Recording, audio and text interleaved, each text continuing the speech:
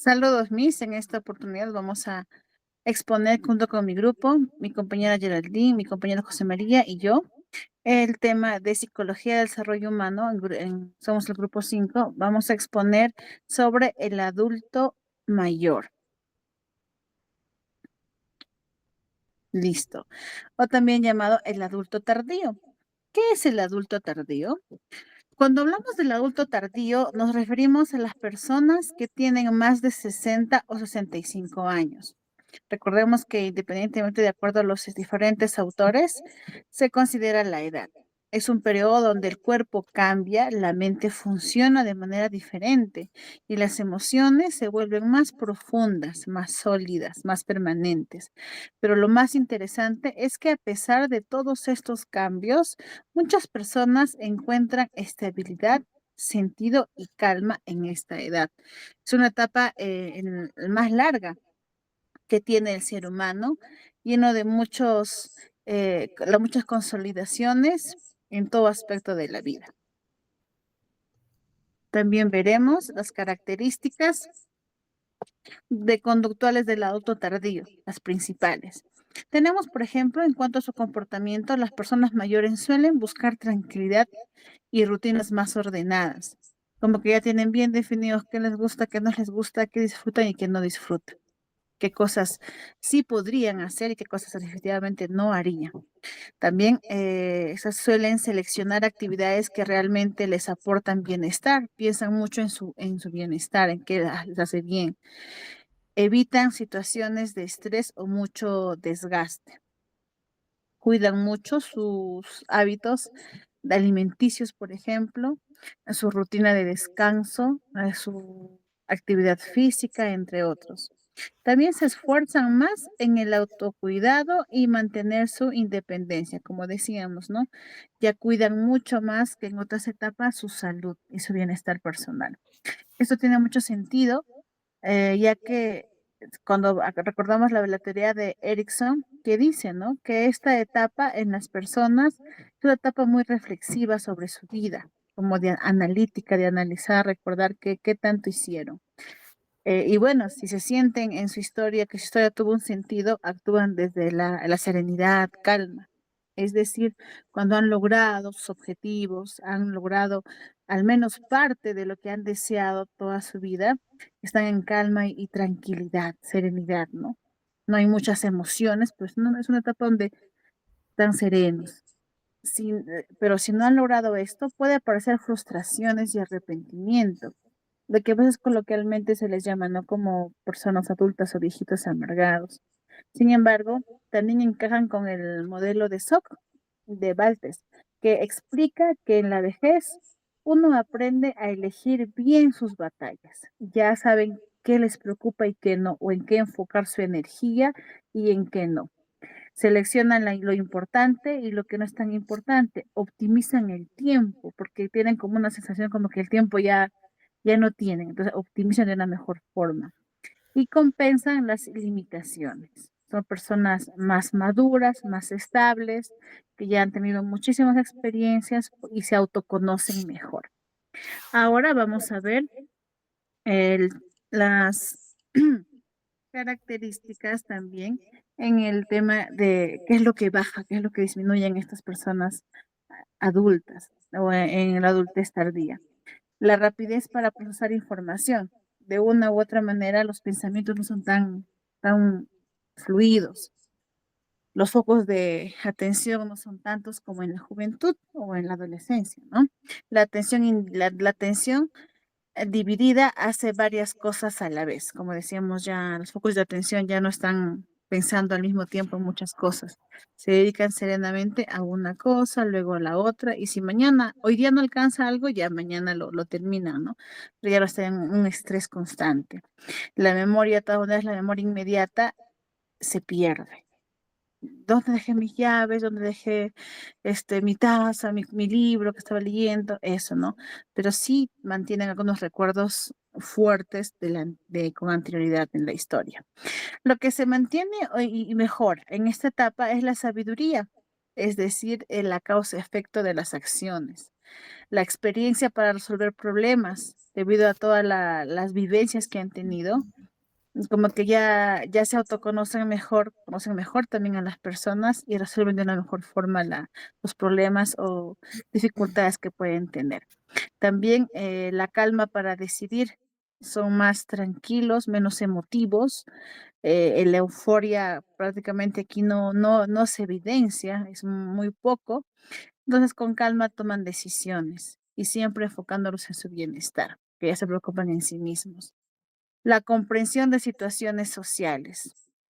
También es una etapa en la que muchos, no todos, experimentan mayormente la empatía, comprenden y son más compasivos con los demás. Pero bueno, también existen otro porcentaje de personas adultas tardías que un poquito son egoístas, ¿no? Esto va a depender, pero de lo que han vivido anteriormente y como decía Erickson, en qué etapa, en qué fase están, si sienten frustración o sienten serenidad y tranquilidad. Aquí podemos mencionar a Baltés, quien explica que la inteligencia fluida baja, pero la inteligencia cristalizada, que es el conocimiento de toda la vida, se mantiene e incluso crece. Como decíamos, ¿no? Relacionan más la causa-efecto. Siempre están dando consejos, analizan a gran escala las cosas que puedan pasar, no de manera inmediata sus consecuencias, sino qué consecuencias va a tener a largo plazo. Por eso muchos adultos mayores toman decisiones más sensatas que cuando eran jóvenes o que los jóvenes. En Norteamérica, como decía, este, los libros que estamos leyendo, muchos adultos en esta etapa por sí solos buscan ser internados o ellos mismos van, y es más, han guardado sus fondos económicos para poder asistir a las casas de reposo. O aquí en Perú conocemos, ¿no? Como asilos, en la que serenamente ellos buscan ese tipo de ambiente fuera de los hijos o de la vida de los hijos que a veces son más jóvenes, ¿no? Y tienen muchas responsabilidades y es más agitada. Buscan tranquilidad, serenidad y aprenden a encontrar esa tranquilidad, esa paz en medio de su propia vivencia. Ahora vamos a ver otras características emocionales.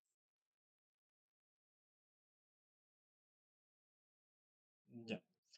Continuando con la exposición, vamos a ver lo concerniente a las características emocionales del adulto tardío.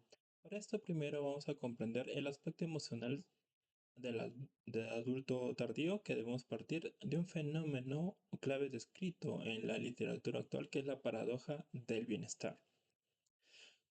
Contrario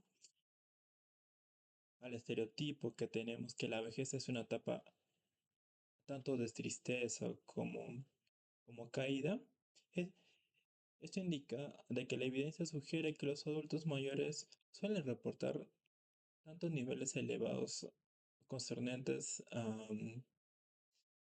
a niveles anímicos superiores y tanto de bienestar psicológico, que esto es principalmente por, por la, por la edad.